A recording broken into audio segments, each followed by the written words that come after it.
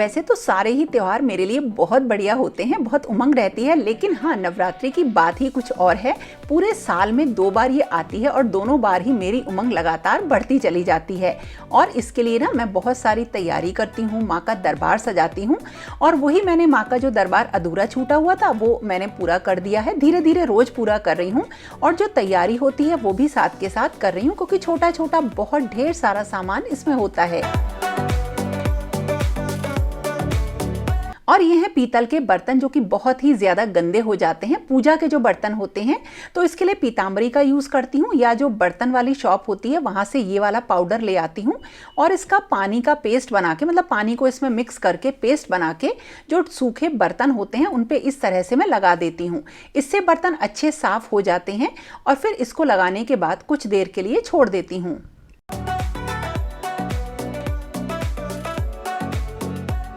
और थोड़ी देर बाद क्या करना होता है, इसको थोड़ा सा हम रगड़ देंगे। किसी भी जो स्क्रबर होता है उसे, या आप डायरेक्टली हाथ का भी यूज़ कर लीजिए और इसे पानी से अच्छी तरीके से वॉश करने के बाद उसके बाद जो साबुन होता है ना बर्तन धोने का, उससे भी इनको साफ़ करना रहता है। नहीं तो पीतांबरी की या इस पाउडर की एक लेयर जम जाती है, जिससे कि इन बर्तनों का जो कालापन है वो बहुत जल्दी आ जाता है। और जैसे ही आप इन्हें धोते जाएँ, एकदम ही आपको इनको अच्छी तरीके से एक सूखे कपड़े से पोंछ देना है। और हाँ, इसको जब आप पीतांबरी लगाकर इसे छोड़ें तो उतनी देर ही छोड़ें कि बस ये जो है ड्राई ना हो पाए। और देखिए ये सारे बर्तन कितने बढ़िया चमक गए। तो ये सारे बर्तन अब चमका के मैं ऊपर ही पूजा के पास रख दूंगी। और इसके अलावा जो भोग की थालियां वगैरह थी उनको मैं सेकंड राउंड में चमकाऊंगी, क्योंकि बहुत ढेर सारे ये बर्तन हो जाते हैं। और इसके साथ साथ जो हमारा घर का काम होता है वो तो चलता ही रहता है। ये ड्राई क्लीन होके जितनी भी मेरा सामान था वो आ गया है और अब इसको रखना पड़ेगा। और हाँ, फिर बनाना है शाम का डिनर। तो अब क्योंकि नवरात्र शुरू होने वाले हैं तो मैंने किचन की क्लीनिंग कर दी है और अब किचन में 9 दिनों तक कोई भी जो प्याज का सामान होता है, प्याज लहसुन का, वो नहीं बनेगा। और मेरा और करण का तो फास्ट ही रहेगा। और इसके साथ साथ जो घर में देखिए एक काम और है, जो कि गर्मियों के कर्टेन्स बदलने का काम है, वो भी मैं कर रही हूँ।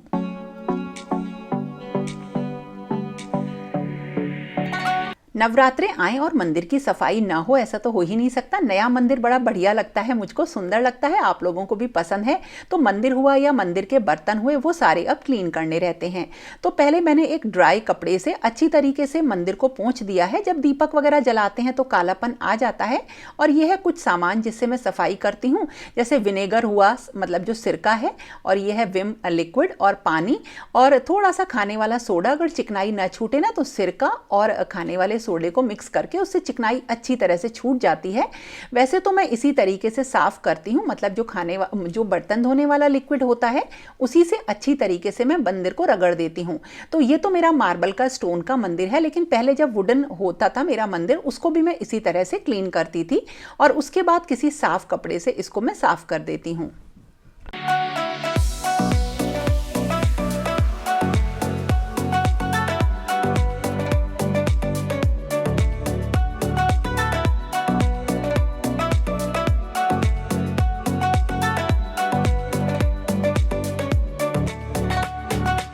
इस तरह से मैंने अपना मंदिर बिल्कुल चमका लिया है और इसका ऑर्गेनाइजेशन भी बिल्कुल बढ़िया कर लिया। लेकिन इसके साथ साथ ये है कुछ चांदी के जो बर्तन होते हैं, इनको भी साफ करना है। ठाकुर जी के भोग वगैरह के लिए छोटे छोटे से टिफिन्स हैं और इनको क्लीन करने के लिए मैं टूथपेस्ट का यूज़ करती हूँ। बहुत ही बढ़िया ये चमक जाते हैं। कुछ नहीं करना, थोड़ा सा टूथपेस्ट लगाइए, हाथ से रगड़ दीजिए थोड़ा सा। हाँ, इसको रगड़ना पड़ता है। और देखिए कितना क्लीन हो गया।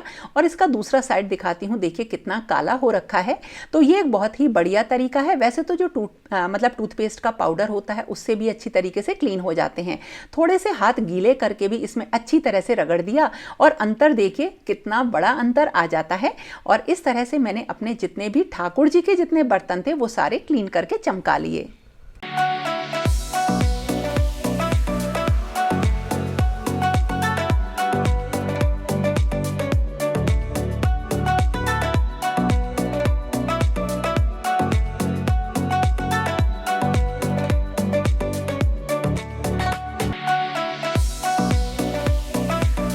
देवी जी को डेली ही भोग जो लगता है उसमें पान के पत्ते चढ़ते हैं, एक पीताम्बरा माँ को और एक जो है दुर्गा माँ को।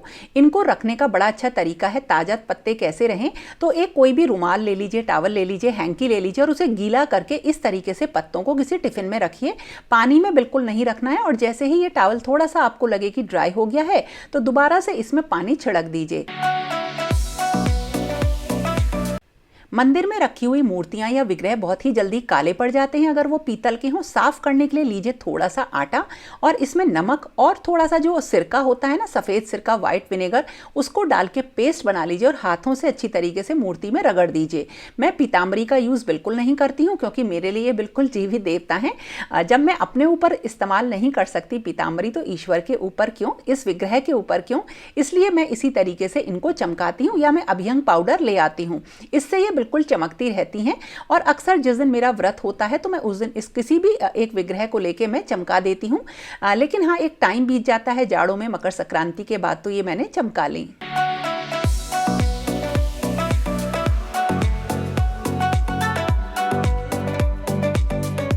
और देखो, डेकोरेशन तो हम करते हैं ताकि सजाते हैं, माता रानी का हमें स्वागत करना है इसलिए खुश होके। लेकिन एक चीज का मैं ध्यान रखती हूँ कि डेकोरेशन के चक्कर में ना मेरी कहीं पूजा में गड़बड़ी ना हो।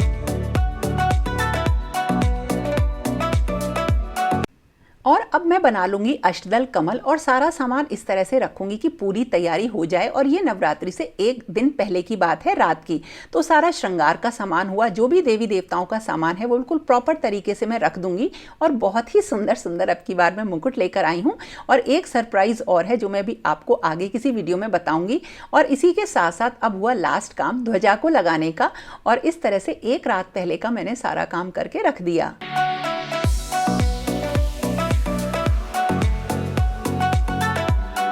और सुबह उठ के आज बड़ी तसल्ली से मैंने काम किया क्योंकि मुहूर्त थोड़ा देर का था। तो पूरी घर की जो बेसिक काम होते हैं, क्लीनिंग करना और जो छोटा मोटा और भी सामान काम होता है वो भी करना इसके साथ इस वाले रूटीन में शामिल होता है। ऐसा नहीं है कि नवरात्रि है तो कुछ चीज़ों से छूट मिल जाती है। हाँ, सुबह के टाइम पे कोई भी लंच में नहीं बनाती हूँ क्योंकि पहले दिन लगभग सभी का ही फास्ट होता है। नहाने के बाद अब शुरू होता है काम, जिसमें कि फलों वगैरह को रखना और थोड़ा सा ताजे फूलों से घर को सजाना, क्योंकि आज से नववर्ष शुरू होता है। तो इसी तरीके से फूलों से सजाना, बंधनवार लगाना, ये मेरे आज के नवरात्र का ही मतलब नवरात्रों का एक पार्ट ही होता है।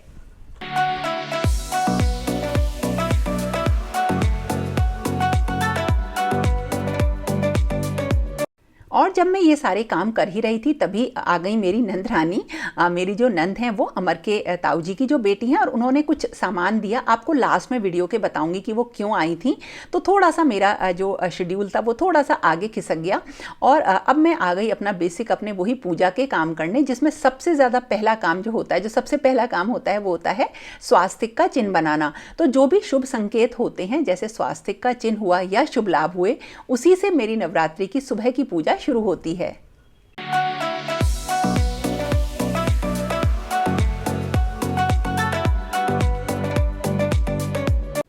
और इसके बाद मुझे माता रानी का श्रृंगार करना था। वैसे तो मैंने सोचा था काफ़ी बड़ा श्रृंगार करने को, लेकिन जितना भी संभव हुआ वो मैंने किया क्योंकि जो मुहूर्त का टाइम था वो निकल रहा था। माता रानी के लिए मैंने बहुत ही सुंदर लहंगा लिया था और इसे मैं बहुत दूर से ढूंढ के लेकर आई थी और इसी तरीके से उनका श्रृंगार का सामान था। माता रानी ने जो भी श्रृंगार किया वो सब उत्कर्ष ने मुझे हाथ से बना के दिया था। देखिए माता रानी कितनी सुंदर लग रही हैं।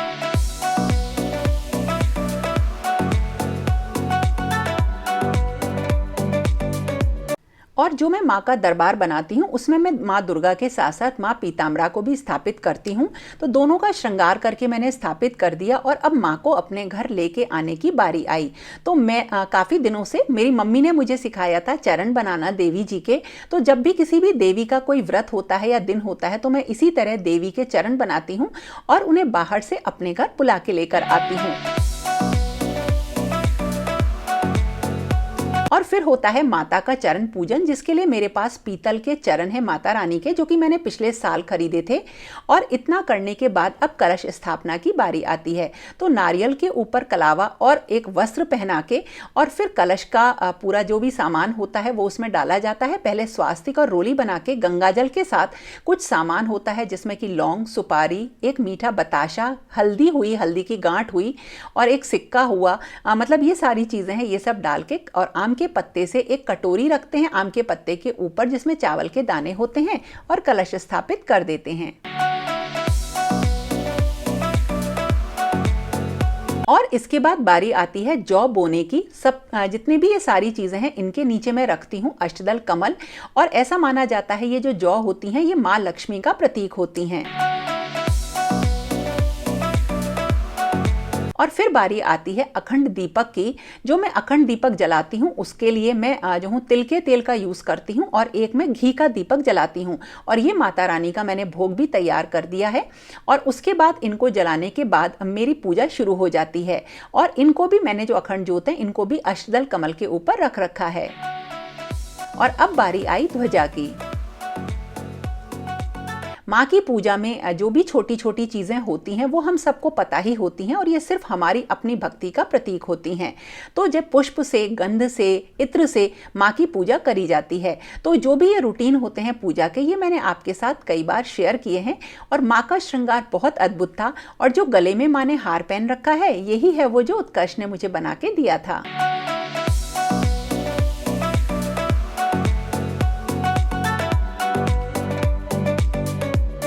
पहले दिन की जो ये पूजा होती है नवरात्रों की, ये काफ़ी लंबी हो जाती है। 12 बजे का मुहूर्त था और करीब 3:30-4 बजे के आसपास मेरी ये पूरी पूजा खत्म हुई। और माता रानी का श्रृंगार वाकई बहुत ही खूबसूरत, बहुत ही सुंदर था। और इसी के साथ साथ जो बाकी के भगवान जी हैं उनकी पूजा पहले मैंने मॉर्निंग में कर ली थी। और अब आरती और उसके बाद होंगे पाठ।